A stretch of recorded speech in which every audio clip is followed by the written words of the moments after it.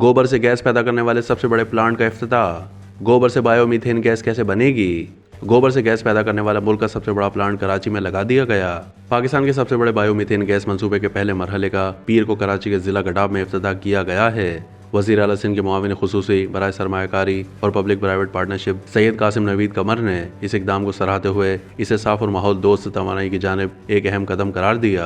महकमा सरमायाकारी सिंध की जानिब से जारी बयान के मुताबिक bio waste energy ventures private limited के तैयार करदा प्लांट से गाय और भैंस के गोबर से बायोमीथेन गैस तैयार की जाएगी।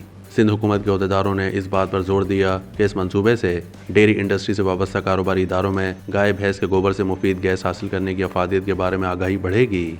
उन्होंने कहा कि इस इक़दाम से डेयरी सेक्टर को माशी इस्तेहकाम मिलेगा और रोजगार के नए मौके भी पैदा होंगे।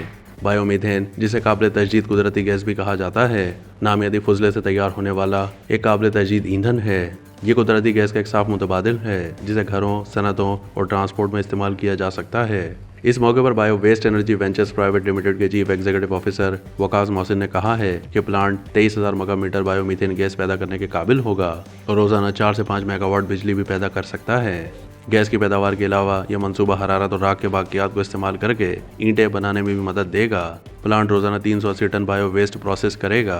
दरियासना सैयद कासिम नवीद कमर ने सूबाई हुकूमत के इस आज़म का अदा किया कि वो ऐसे मंसूबों में सरमायाकारी करने वालों को हर मुमकिन मदद फराहम करेगी। उन्होंने कहा कि सिंध हुकूमत इस तरह के बायोमीथेन गैस के मंसूबे कायम करने वाले डेयरी फार्म्स को हर मुमकिन मदद फराहम कर रही है। इसके अलावा सिंध एंटरप्राइज डेवलपमेंट फंड यानी SEDF से बैंक कर्जों पर कायबोर्ड सब्सिडी भी फराहम की जा रही है।